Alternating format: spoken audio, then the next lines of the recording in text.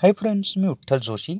या व्हिडिओमध्ये आपण पोस्ट ऑफिस भरतीसाठी अभ्यासक्रम काय आहे आणि त्यासाठी कोणती पुस्तकं वाचायची आहेत त्याची माहिती पाहणार आहोत. आणि तिन्ही पेपरचा डिटेल्समध्ये सिलेबस आपण या व्हिडिओमध्ये पाहणार आहोत.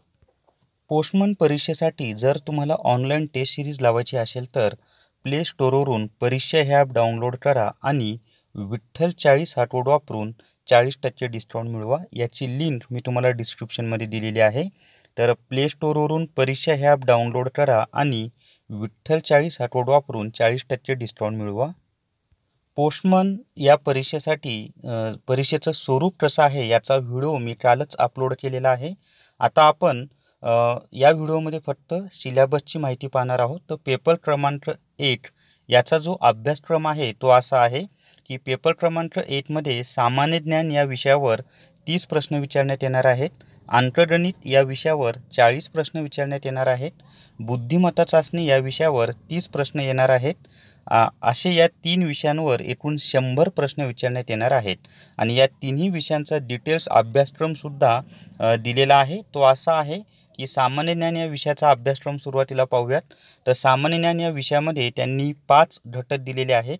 पहिला आहे भारताचा भूगोल, दुसरा आहे नागरिकशास्त्र किंवा राज्यघटना, तिसरा आहे भारताचा इतिहास व संस्कृती, चौथा आहे नीतिशास्त्र आणि नैतिक अभ्यास, त्यालाच आपण इंग्लिशमध्ये एथिक्स अँड मोरल स्टडी असं म्हणतो, आणि पाचवा घटक आहे चालू घडामोडी व सामान्य ज्ञान.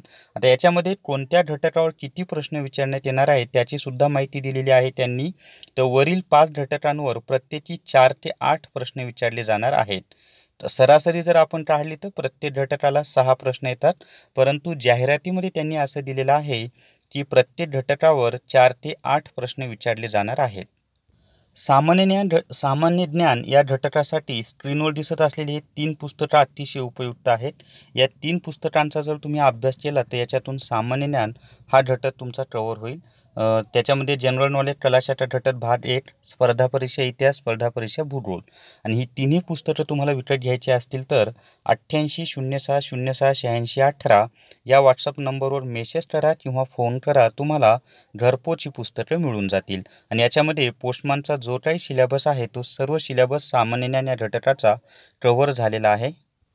आता आपण अंकगणित या विषयाचा अभ्यासक्रम पाहूयात. आणि हा अभ्यासक्रम जाहिरातीमध्येच दिलेला आहे. तर पहिला घटक आहे पदावली, दुसरा टॉपिक आहे मूलभूत क्रिया, त्याच्यामध्ये बेरीज, वजाबाकी, गुणाकार व भागाकार, तिसरा टॉपिक आहे शेकडेवारी, चौथा टॉपिक आहे नफा व तोटा, पाचवा टॉपिक आहे सरळ व्याज व चक्रवाढ व्याज, सहावा टॉपिक आहे सरासरी, त्याच्यानंतर काळ व ट्राम, त्याच्यानंतरचा टॉपिक आहे काळ, अंतर व वेग, नववा टॉपिक आहे ऐकिक नियम, त्यालाच आपण इंग्लिशमध्ये युनिटरी मेथड असं म्हणतो. आणि याच्यामध्ये हे जे 9 टॉपिक त्यांनी दिलेले आहेत, वरील सर्व घटकांवर प्रत्येकी 4 ते 8 प्रश्न विचारले जाणार आहेत. आता त्याच्यानंतर आपण बुद्धिमत्ता चाचणी या विषयाचा अभ्यासक्रम पाहूयात. तर बुद्धिमत्ता चाचणीमध्ये त्यांनी फक्त 2 लाईनमध्ये असं सांगितलेलं आहे की शाब्दिक बुद्धिमत्ता चाचणीमधील सर्व प्रकरणं आणि अशाब्दिक बुद्धिमत्ता चाचणीमधील सर्व प्रकरणं. तर याच्यामध्ये बुद्धिमत्ता चाचणीमध्ये जेवढे टॉपिक येतात त्या सर्व टॉपिकवर प्रश्न विचारले जाणार आहेत. तर हा झाला बुद्धिमत्ता चाचणीचा अभ्यासक्रम. अंकगणित व बुद्धिमत्ता चाचणी या विषयांच्या अभ्यासासाठी स्क्रीनवर दिसत असलेले विठ्ठल जोशी सरांचे स्पर्धा परीक्षा अंकगणित व स्पर्धा परीक्षा बुद्धिमत्ता चाचणी ही पुस्तकं विकत घ्या. यामध्ये सर्व सिलेबस कव्हर होईल आणि याच्या आधीच्या परीक्षांना या पुस्तकांमधूनच प्रश्न आलेले आहेत. आता आणि ही पुस्तकं विकत घ्यायची असतील तर 8806068618 या व्हॉट्सअप नंबरवर मेसेज करा किंवा फोन करा. तुम्हाला घरपोच ही पुस्तकं मिळून जातील.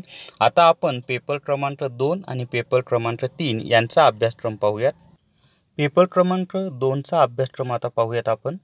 पेपर क्रमांक 2 स्थानिक भाषा चाचणीशी संबंधित आहे आणि हा दुसरा पेपर एकूण 60 मार्कांचा आहे. आता आपल्या महाराष्ट्रामध्ये स्थानिक भाषा ही मराठी भाषा आहे.